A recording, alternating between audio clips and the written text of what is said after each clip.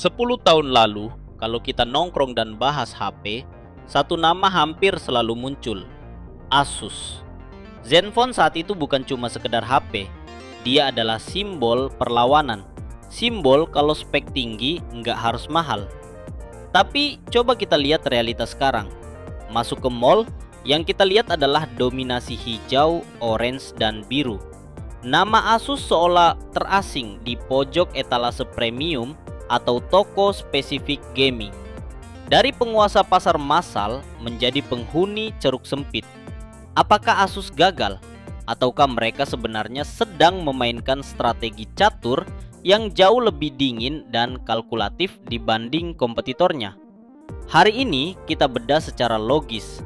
Kejatuhan Asus di Indonesia, salah strategi atau memang salah waktu?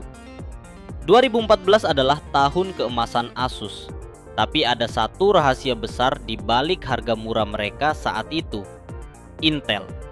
Saat itu, Intel sangat ambisius ingin masuk ke pasar smartphone dan mereka menggandeng Asus. Kerjasama ini membuat Asus bisa menjual HP dengan spek gahar tapi harga disubsidi. Zenfone 4, 5, dan 6 menggunakan prosesor Intel Atom. Sesuatu yang unik di tengah dominasi ARM. Inilah yang membuat Asus meledak. Mereka punya dukungan raksasa chip dunia, harga yang tak masuk akal, dan kepercayaan konsumen pada brand laptop. Namun ini juga menjadi bom waktu.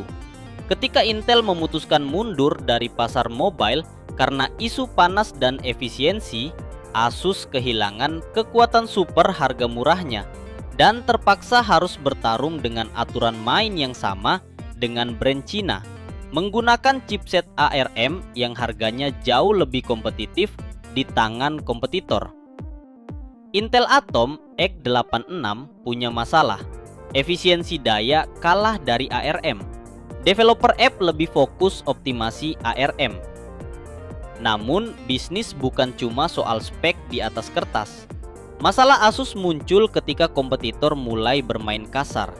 Xiaomi datang membawa strategi harga lebih gila, sementara Oppo dan Vivo membangun kerajaan di pasar offline. Mari kita uji asumsi ini. Apakah Asus kalah karena produknya jelek? Sama sekali tidak. Mereka kalah di jalur distribusi. Saat brand lain memberi margin besar dan cashback ke pemilik toko, Asus tetap pada jalur distribusi konvensional. Hasilnya, rekomendasi penjual berubah, dan di pasar massal Indonesia, kata-kata penjual di counter lebih sakti daripada iklan di TV. Masuk ke fase kritis, Asus mulai melakukan kesalahan klasik brand besar, over segmentation. Mereka merilis terlalu banyak varian dengan nama yang membingungkan. Konsumen awam jadi bingung, mana yang harus dibeli, mana yang benar-benar bagus. Ditambah lagi isu software update yang tidak konsisten dan after sales yang tidak secepat pertumbuhan penggunanya. Harga pun mulai tidak seagresif dulu karena komponen makin mahal. Pertanyaannya, apakah mereka salah strategi? Ataukah mereka sadar bahwa bertempur di kelas menengah adalah jalan menuju kebangkrutan karena margin yang terlalu tipis? Menyadari mereka tak lagi punya subsidi chipset dan kalah di jalur distribusi massal, Asus mengambil keputusan dingin, pivot ke segmen premium. Mereka melahirkan ROG Phone dan mempertahankan Zenfone hanya di lini flagship compact. Secara hitungan kertas, strategi ini memperbaiki margin keuntungan per unit secara signifikan. Namun, kita harus objektif. Strategi ini adalah pedang bermata dua. Meski marginnya sehat secara volume dan brand awareness, keputusan ini perlahan membuat nama Asus menjadi invisible atau tidak terlihat bagi 90% konsumen smartphone di Indonesia. Masalahnya, Indonesia adalah pasar yang digerakkan oleh top of mind.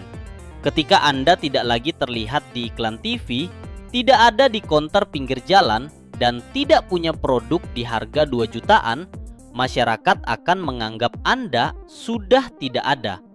Asus sekarang terjebak dalam eksklusivitas.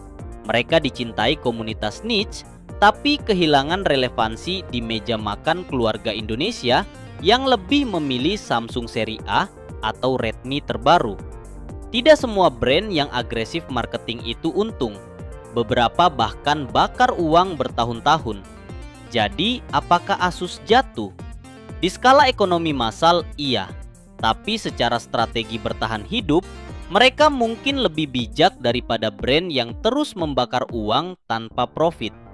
Asus adalah pengingat bagi kita semua. Di industri teknologi, punya produk bagus saja tidak cukup. Anda butuh momentum, dukungan rantai pasok seperti Intel dulu, dan distribusi yang menyentuh akar rumput. Menurut kalian, apakah langkah Asus meninggalkan pasar mid-range sudah tepat demi menyelamatkan nyawa perusahaan, atau mereka sebenarnya menyerah terlalu cepat? Tulis analisis kalian di kolom komentar. Terima kasih sudah menonton Gadget Edu Ide. Sampai jumpa di bedah strategi selanjutnya.